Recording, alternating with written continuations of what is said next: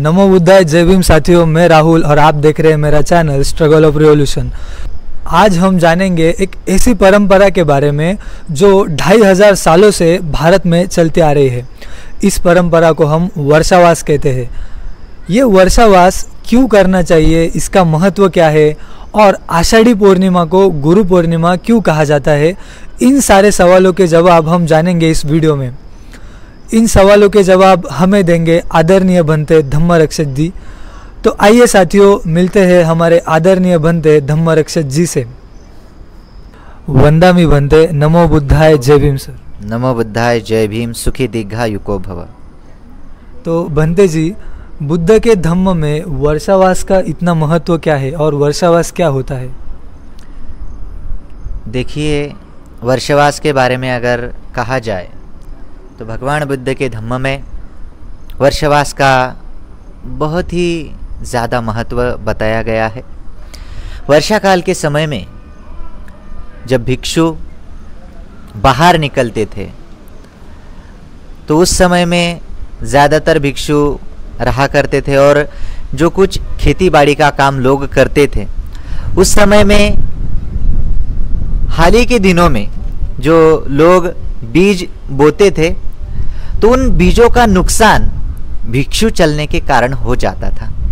इसलिए कुछ उपासकों की कंप्लेंट भगवान बुद्ध के पास आई कि भगवान, आपका जो भिक्षु संघ इतनी भारी मात्रा में गांव से बाहर निकलता है तो उनके पैरों के नीचे जो हमारी फसलें हैं वो आ जाती है, और इसीलिए भिक्षु संघ को इस काल में एक जगह पे ठहरने का आप कुछ प्रयास कीजिए।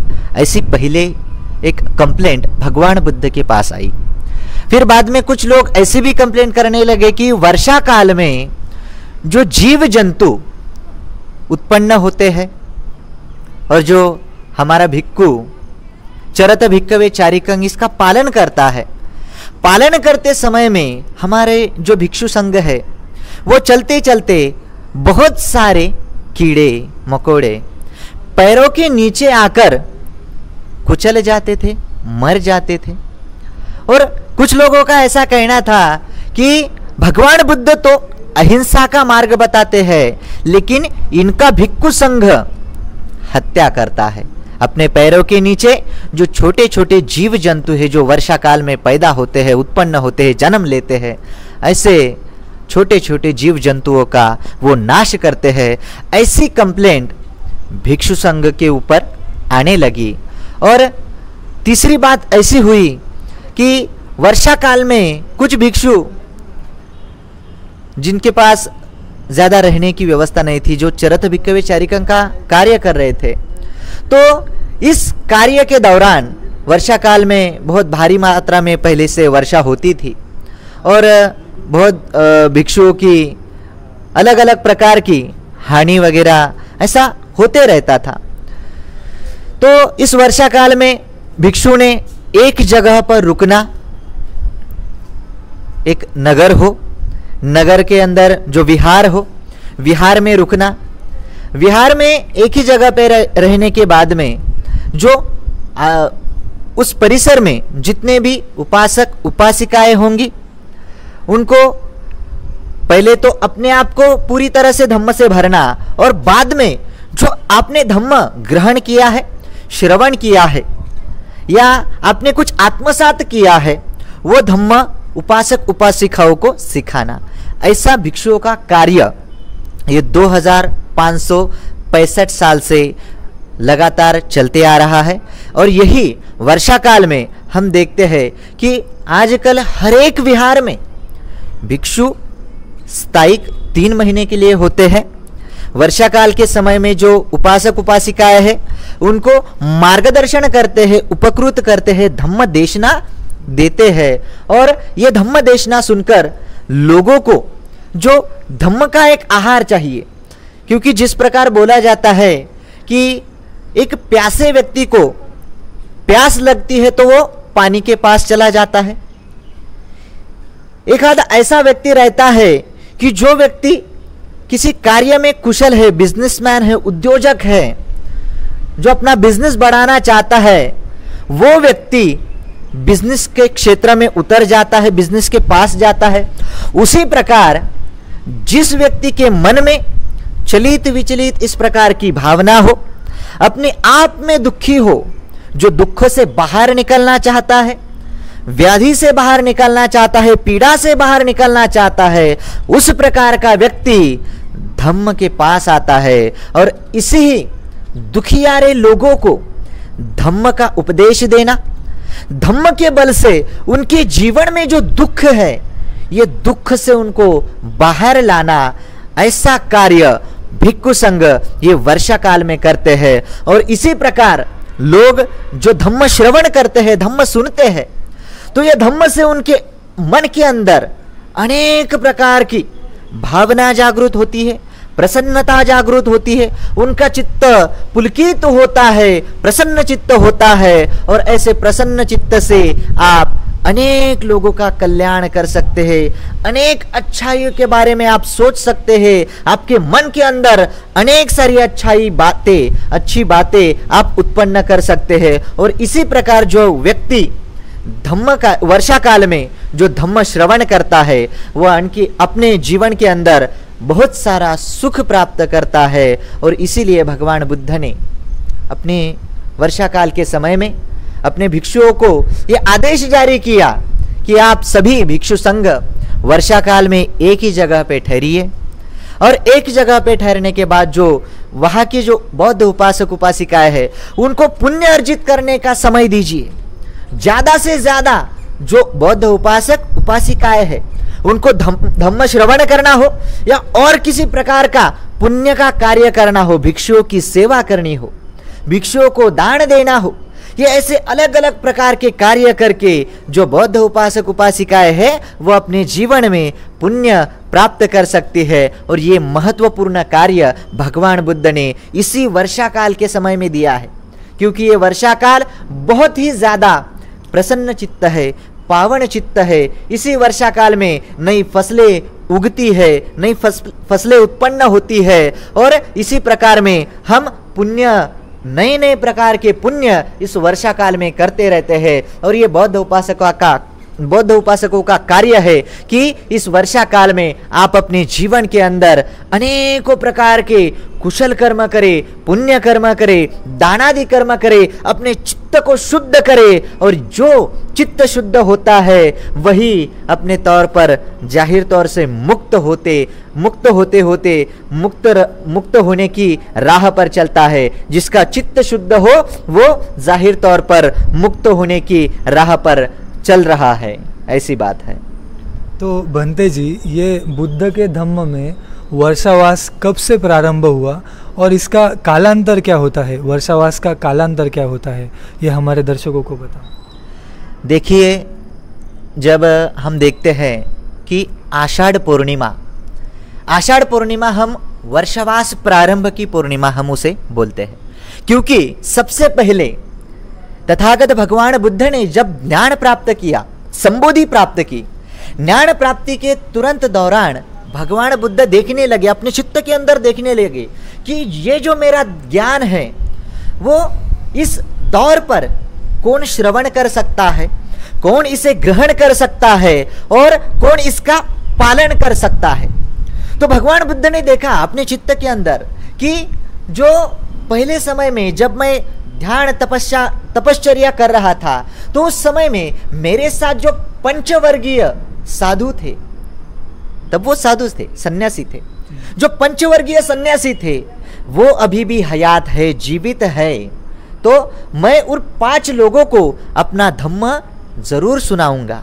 तो भगवान बुद्ध जब सारनाथ चले गए, सारनाथ में उन्हें पंचवर्गीय जो साधु सन्यासी थे वो पंचवर्गीय सन्यासी मिले, और सबसे पहले भगवान बुद्ध ने पंचवर्गीय भिक्षु को अपना जो गहन इस प्रकार का धम्म है, उस धम्म को पंचवर्गीय भिक्षु को सुनाया। और उसी दौरान से हम वर्षा काल या आषाढ़ पूर्णिमा के दिन, वो आषाढ़ पूर्णिमा ही थी कि आषाढ़ पूर्णिमा को ही जो धम्मचक्र पवत्तन है जो पहली बार वहाँ पे सुनाया गया, धम्मचक्र पवत्तन वहाँ पे दोहराया गया भगवान बुद्ध के द्वारा। और इसी प्रकार जो धम्मचक्र पवत्तन सुत्त जो है वो सुनते सुनते, उसका उपदेश सुनते सुनते जो भिक्षु संघ है वो दुख मुक्ति की ओर चलता रहा। जो अनन्य कौंडन्य है वो उसी दौरान अरहत पद को प्राप्त हो गए। यानी कि सबसे पहले वर्षा काल के समय में आषाढ़ पूर्णिमा के ही दिन भगवान बुद्ध ने अपना धम्म का उपदेश इस जग के हित के लिए, कल्याण के लिए, सुख के लिए भगवान बुद्ध ने अपना जो धम्म है वो लोगों को बताया है। भिक्षु संघ को सबसे पहले बताया है। सबसे पहले 5 ही भिक्षु वो धम्म श्रवण करने के लिए वहाँ पे उपस्थित थे। लेकिन बाद में जब वर्षा काल समाप्त होते होते आप देख सकते हैं कि तकरीबन 1000 से भी ज्यादा लोग उस धम्म कार्य में जुड़ गए। धम्म का प्रचार और प्रसार गति और ज्यादा बढ़ गई और इसी प्रकार का कार्य इस वर्षा काल में प्रारंभ हुआ। हम ये 3 महीने का ये जो काल है, वर्षा काल है, आषाढ़ पूर्णिमा से लेकर अश्विनी पूर्णिमा तक जो अक्टूबर महीने में आती है, अश्विनी पूर्णिमा तक हम ये वर्षा काल, ये 3 महीने का वर्षा काल हम संपन्न करते हैं। और इसी दौरान भगवान बुद्ध ने भिक्षु संघ को एक ही निवास में, एक ही विहार में रहने की अनुमति दी है। और उसी अनुमति के अनुसार हमारा जो भिक्षु संघ है वो भिक्षु संघ उपासक उपासिकाओं को मार्गदर्शन करता है, उपकृत करता है। ये बौद्ध परंपरा भगवान बुद्ध की सूचना से ही प्रारंभ हुई है।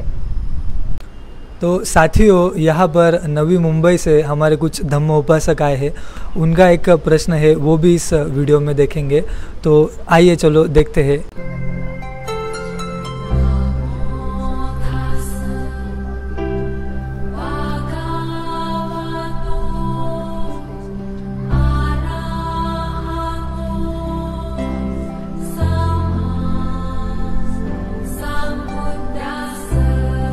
नमो बुद्धाय, जय भीम अंकल। नमो बुद्धाय, जय भीम। कहाँ से हो आप सर? आपका नाम क्या है? मेरा नाम चंद्रशेखर है और मैं नवी मुंबई से हूँ। और ये मेरी पत्नी है अनीता। आपका नाम मैम? मैं अनीता खंडे। तो क्या सवाल है आपका? बंते जी से मेरा ये सवाल है कि हम जैसे सामान्य उपासकों के लिए ये वर्षावास का पालन कैसे करना है। ये मतलब जैसे कि जो सामान्य उपासक जो काम या अपने कहीं जॉब करते हैं, कहीं ये करते हैं, तो वो सब संभाल के मतलब वर्षावास का पालन कैसे करें। तो साथियों, हमारे उपासक का सवाल है कि दिनचर्या कैसे होनी चाहिए। वर्षावास में जो साधारण उपासक है उनकी दिनचर्या कैसे होनी चाहिए। तो आइए ये बात हम जानते हैं आदरणीय बंते धम्मरक्षक जी से। बहुत ही अच्छा प्रश्न उपासक ने पूछा है। देखिए कि वर्षा काल के समय में ये समय ही बहुत पुण्यशाली है, पुण्यवान है। इस समय में बौद्ध उपासकों का कर्तव्य है और हर एक आदमी का कर्तव्य है कि इस काल में आप जितना हो सके उतना अपने जीवन के अंदर पुण्य अर्जित करें, पुण्य का संचय करें। हम देखते हैं कि जिस प्रकार पूनम का दिन हो, अमावस्या हो या अष्टमी हो, हम ये जो हर एक महीने के 4 उपोषित जिस प्रकार उपासक उपासिकाएं पालन करते हैं, तो उसी प्रकार ये वर्षा काल के समय में जो अपने जीवन के अंदर 3 महीनों का उपोषित व्रत भी रख सकता है, उपोषित शील का पालन भी कर सकता है। जिस प्रकार हम देखते हैं कि इस वर्षा काल में हम सबसे पहले जो अष्टशील है, जिसे हम उपोषित शील बोलते हैं, उस अष्टशील का पालन करना। सबसे पहले पाणातिपाता, किसी भी प्रकार की जीव हिंसा इस काल में ना करना। अदिन्ना दाना, किसी भी प्रकार की न दी हुई वस्तु न उठाना, ना ही लेना। यानी कि मुझे जो नहीं दिया है वो मैं नहीं उठाऊंगा। हम कामेशुमिच्छाचारा नहीं बोल सकते। अब्रह्मचर्या, पूरी तरह से 3 महीनों के कालांतर में आप ब्रह्मचर्या का पालन कीजिए। और चौथा शील है मुसावादा, किसी भी प्रकार की असत्य वाणी न बोलना, झूठ न बोलना, चहाड़ी चुगली जिसे हम बोलते हैं वो न बोलना, मिथ्या बड़बड़ यानी कि बोलते रहना, इस प्रकार की वाणी भी कभी भी मत बोलना। 5वां शील है किसी भी प्रकार का व्यसन न करना। 6ठा शील है जो विकाल भोजना हम जिसे बोलते हैं, जो सूरज है मध्यांतर जब 12 बजे होती है, 12 बजे के बाद में हम किसी भी प्रकार का अन्न नहीं ग्रहण करेंगे। हो सके तो ज़्यादा से ज़्यादा कुछ जूस वगैरह हो, या जिसे हम ब्लैक टी कोरी चाय बोलते हैं वो चाय हो, इस प्रकार आप ग्रहण कर सकते हैं। और खाते समय में बहुत लोगों को ध्यान से सुनना चाहिए कि खाते समय में जब हम खाना लेते हैं तो किसी भी प्रकार का आवाज़ खाते समय होना नहीं चाहिए, किसी को खाते समय बात नहीं करनी चाहिए, आप नियमों का पालन करके खाना खाना चाहिए। 7वां शील जो हमारा है वो है नच्च गीत वादित विसुख दर्शना माला गंध विलेपन धारण मंडन विभूषण ठाणा वेरमणि सिक्खापदम समादियामि, कि किसी भी प्रकार का नाच गाना, जो सुगंधित द्रव्य, इनका नाच गाना न देखना, सुगंधित द्रव्य न लगाना, सेंट हो अत्तर हो, इन सभी वस्तुओं से दूर रहना।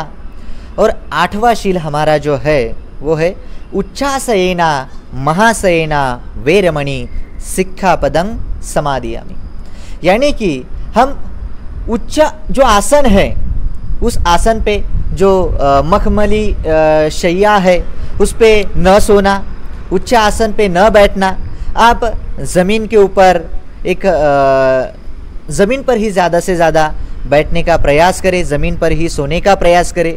जो हम जिस प्रकार बोलते हैं कि राजा जैसी शैया आप लेना बंद करें, जो हम जिस प्रकार राजा एक आधा बड़े बड़े दीवानों पे सोता है, उच्च आसनों पर सोता है, उस प्रकार हम मखमल जैसे आसनों पर ना सोए, हम ज़मीन पर ही अपना बिस्तर लगाकर सो सकते हैं। ये 8 शीलों का पालन हम अपने जीवन में कर सकते हैं और इसी प्रकार अपने जीवन के अंदर अनेक प्रकार के पुण्य अपन अर्जित कर सकते हैं।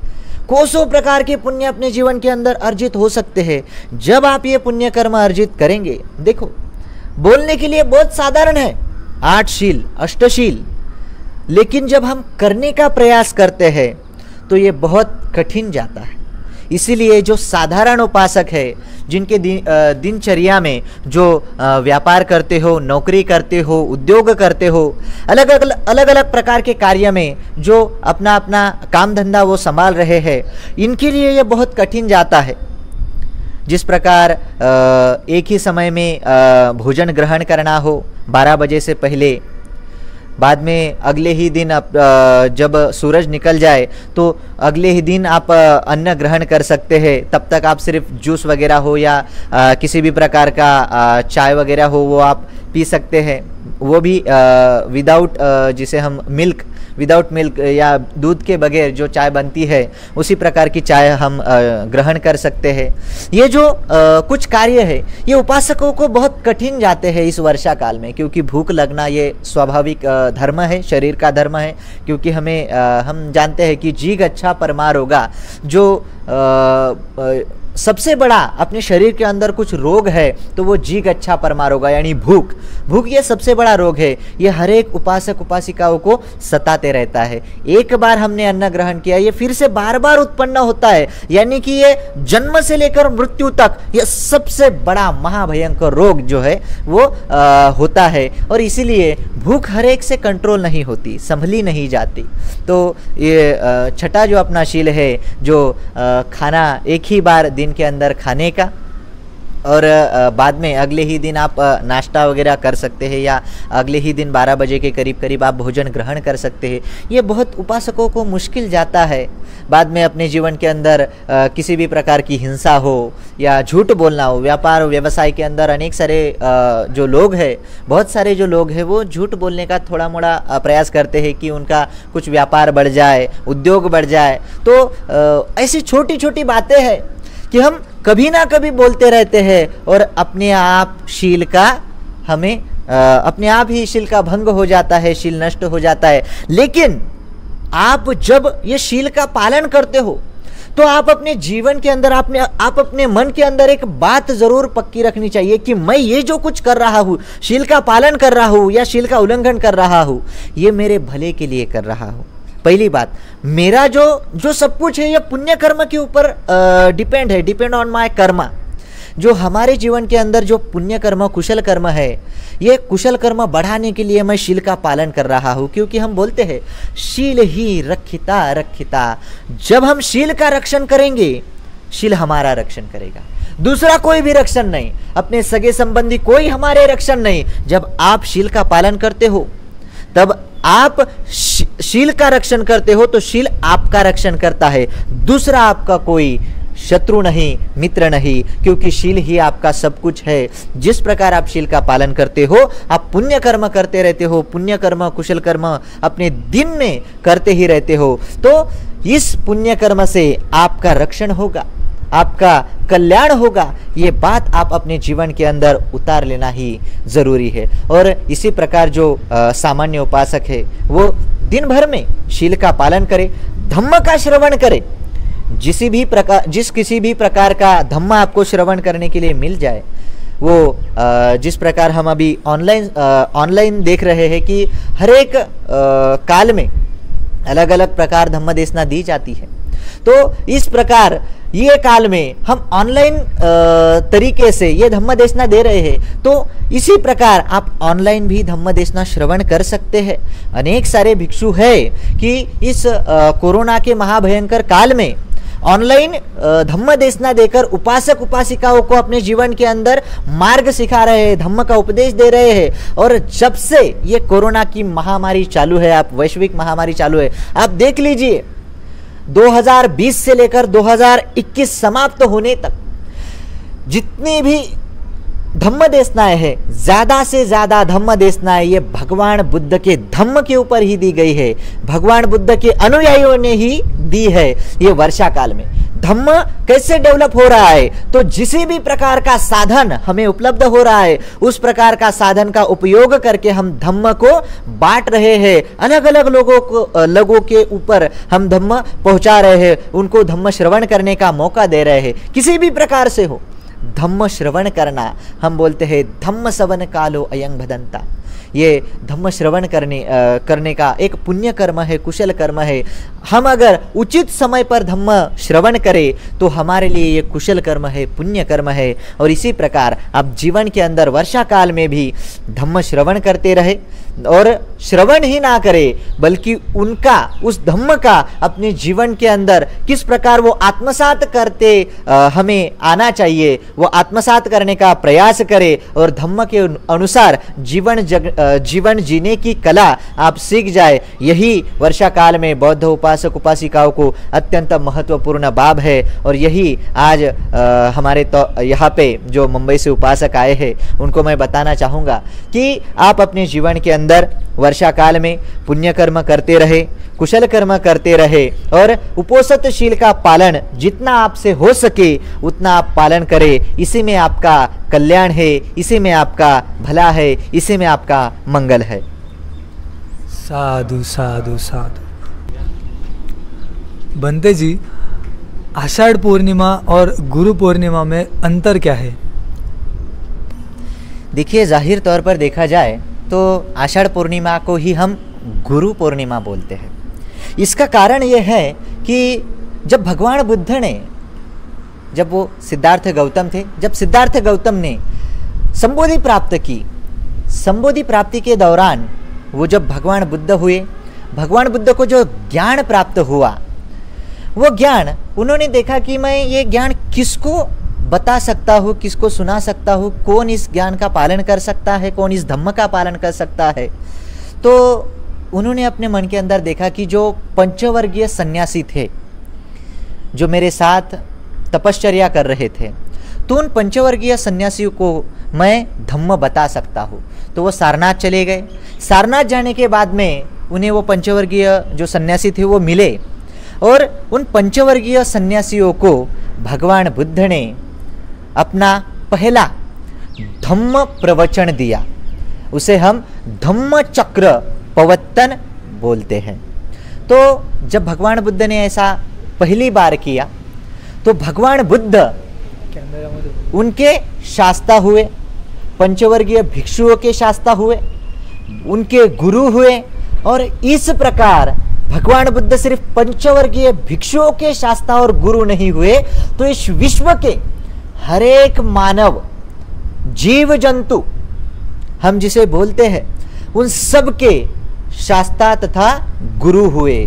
और इस प्रकार ये गुरु पूर्णिमा, भगवान बुद्ध इस विश्व के प्रथम गुरु हुए, और इसी प्रकार हम गुरु पूर्णिमा का उस समय से उदय हुआ, गुरु पूर्णिमा उस समय से शुरुआत हुई। और हम इसीलिए आज इस पूर्णिमा को गुरु पूर्णिमा भी इसीलिए बोलते हैं कि भगवान बुद्ध ने सबसे पहले वह इस विश्व के गुरु तथा शास्ता बने हैं। और इस प्रकार गुरु पूर्णिमा का आषाढ़ पूर्णिमा के दिन ही उदय हुआ, क्योंकि इस दिन में भगवान बुद्ध ने अपने पंचवर्गीय शिष्यों को जो धम्म का उपदेश है, गहन ऐसा धम्म है, दुख मुक्ति का ऐसा धम्म है जो लोगों को दुख से परे ले जाता है, दुख की जो लोगों के अंदर दुख है उससे दूर करता है, इस प्रकार का धम्म भगवान बुद्ध ने उन पंचवर्गीय भिक्षुओं को दिया। और उसी प्रकार वो गुरु तथा शास्ता हुए। और आज हम देखते हैं कि यह गुरु पूर्णिमा यानी कि आषाढ़ पूर्णिमा, ये भारत भर में ही नहीं, भारत भर में बुद्ध को गुरु नहीं माना, ऑल ओवर वर्ल्ड, पूरे विश्व में भगवान बुद्ध को गुरु माना है। उनसे बड़ा आज तक कोई गुरु पैदा नहीं हुआ। और यही हमारे शास्ता भगवान गौतम बुद्ध है। और आप इसी चैनल के माध्यम से हम देखते हैं कि काउंटर रिवॉल्यूशन भारत भूमि में देखिए, अगर बौद्ध धर्म के ऊपर कुछ क्रांति हुई है तो उसके ऊपर प्रतिक्रांति, काउंटर रिवॉल्यूशन कैसे किया जाता है, ये हम देखते हैं भारत भर में। किसी भी प्रकार का कोई दूसरा इससे मिलता जुलता एक कार्य घटित किया जाता है, लोगों के अंदर प्रचलित किया जाता है, लोगों के अंदर दिखाया जाता है कि इस दिन ये कार्य हुआ और इस कार्य की वजह से इसका ऐसा ऐसा नाम पड़ा है। भगवान बुद्ध के धम्म के अंदर क्रांति हुई, पंचवर्गीय भिक्षुओं को धम्म देशना दी गई, धम्म देशना दी गई, भगवान बुद्ध इस विश्व के गुरु हुए। लेकिन भारत भूमि के अंदर यह घटना तो भारत भूमि के अंदर ही घटित हुई है, लेकिन यहाँ पे काउंटर रिवॉल्यूशन करने का हर बार प्रयास किया जाता है। तो इस घटना को किसी अलग तरीके से, अलग कार्य में बताया गया, अलग धर्म से जोड़ा गया, और अलग धर्म से जोड़ने के बाद उस अलग धर्म के गुरु को इन लोगों ने गुरु बना दिया।